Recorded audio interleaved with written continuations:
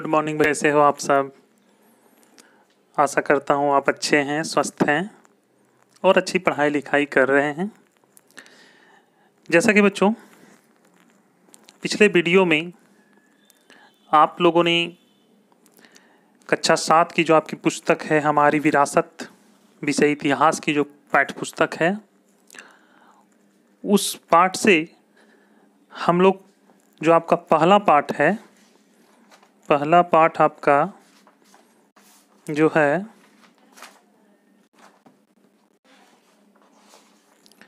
मध्यकाल में भारत, उसके बारे में हम लोग पहले पाठ में देखे थे।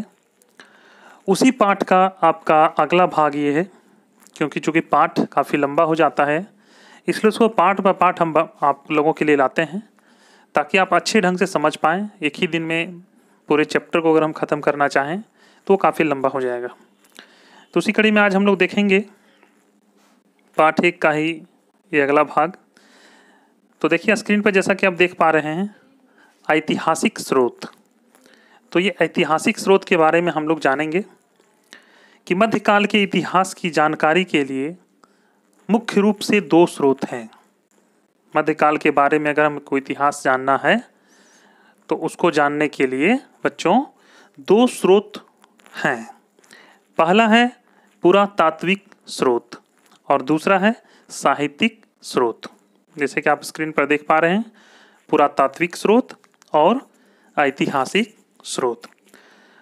तो पुरातात्विक स्रोत में सिक्के, स्थापत्य मतलब भवन निर्माण कला इत्यादि आते हैं।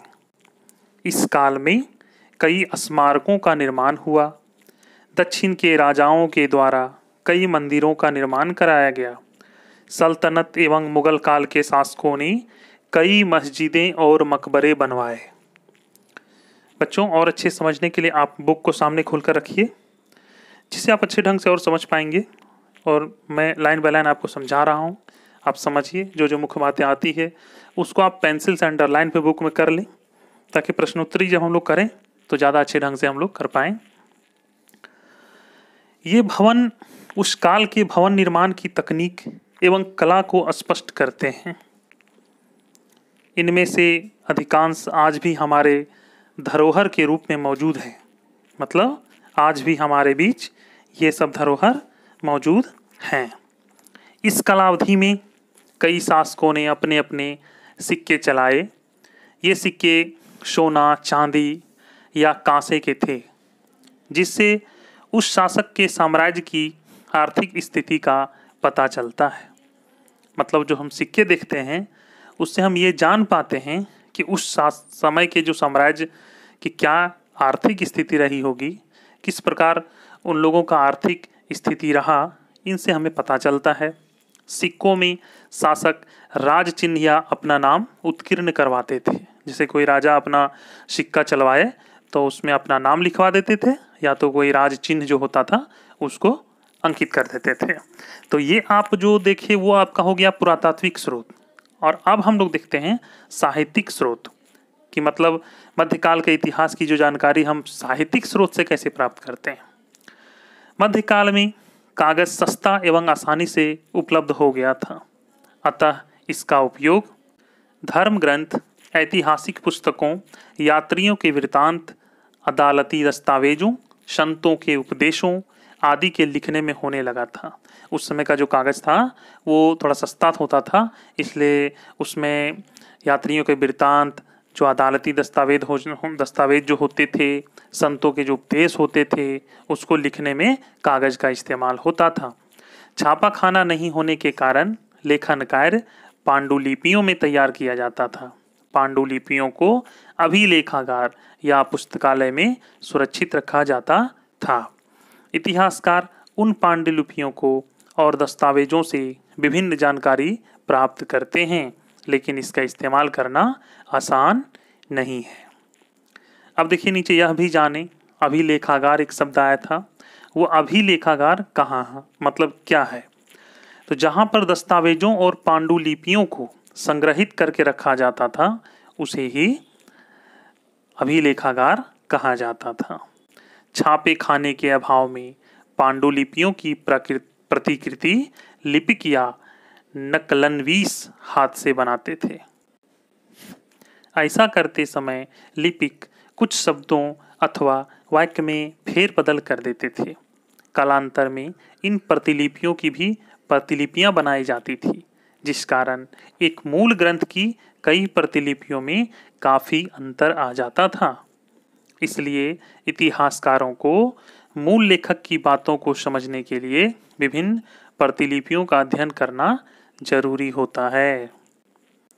अलग अलग समय में लिखे गए वृत्तांतों में भी अंतर देखने को मिलता है।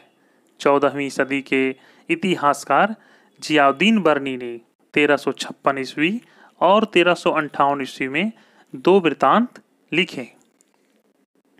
यहाँ पे एक इम्पॉर्टेंट पॉइंट है, इसको थोड़ा सा नोट कर लेंगे आप बच्चों कि 14वीं सदी के इतिहासकार जियाउद्दीन बर्नी ने 1356 और 1358 ईस्वी में 2 वृत्तांत लिखे।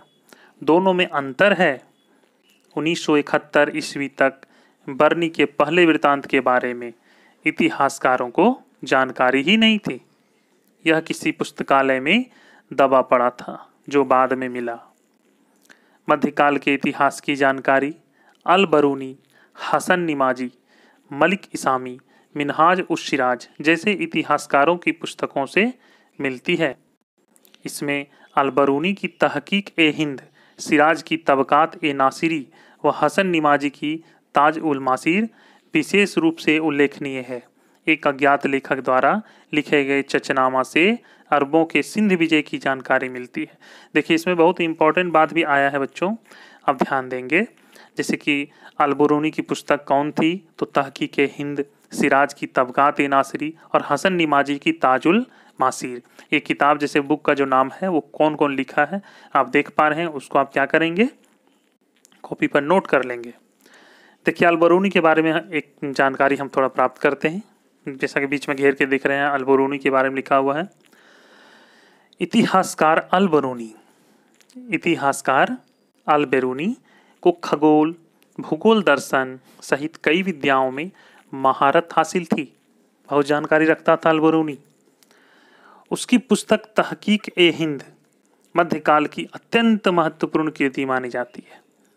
तहकीक ए हिंद किसने लिखा है? अल बरूनी ने। मध्य एशिया में जन्मे अल बरूनी ने कई वर्षों तक भारत में रहकर भारतीय साहित्य का अध्ययन किया। उसने पुराणों का अध्ययन करने वाला प्रथम मुसलमान माना जाता है। मतलब वही जो है वो पुराणों का भी अध्ययन किया, प्रथम मुसलमान। में उसने कई बार भगवद गीता, विष्णु पुराण व वायु पुराण को उद्धृत किया है। उसने उस समय भारतीय समाज में प्रचलित धार्मिक रीति रिवाज, पूजा पाठ, दान, तीर्थ यात्रा और यज्ञों का वर्णन भी किया है। ठीक है,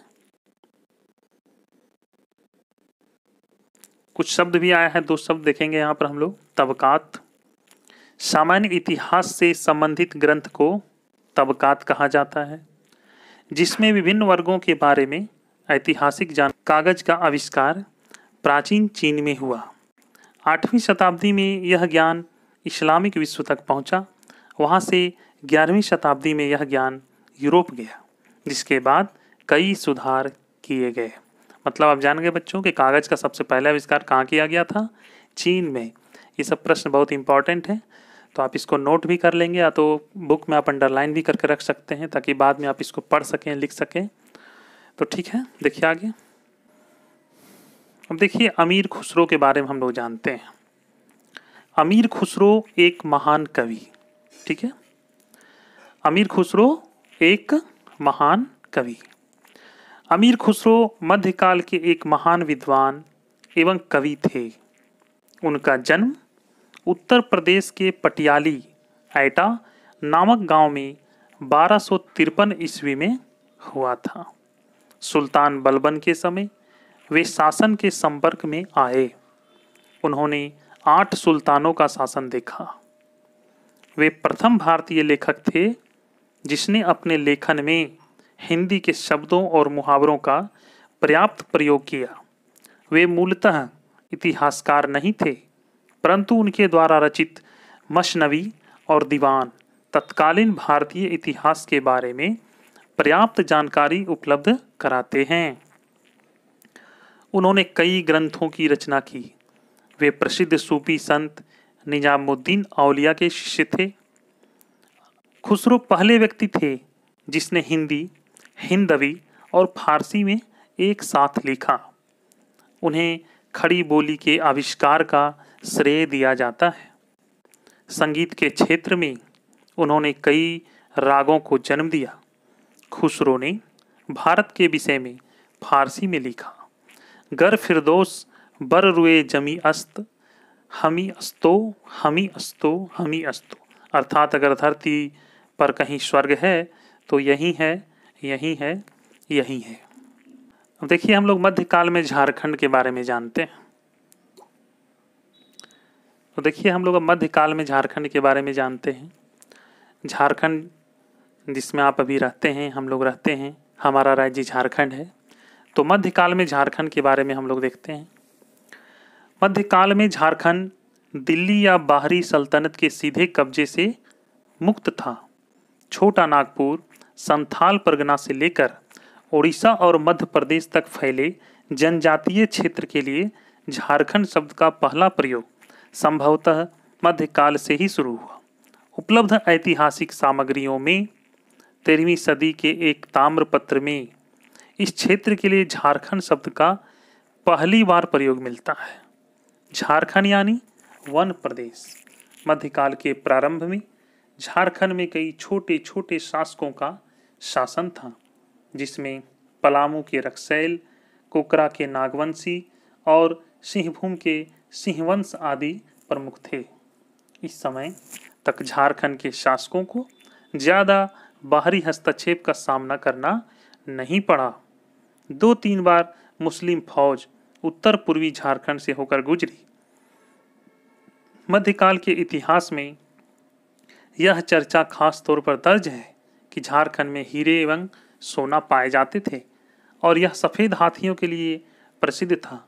जब बंगाल पूर्वी क्षेत्र का केंद्र बना तो झारखंड बंगाल के अधीन रहा। तो ये था बच्चों आपका झारखंड, मध्यकाल में झारखंड। देखें आप लोग मध्यकाल में झारखंड की क्या स्थिति थी, क्या हम लोग देखें उसमें। इसमें जो मुख्य मुख्य बातें हैं उसको आप अंडरलाइन कर लें।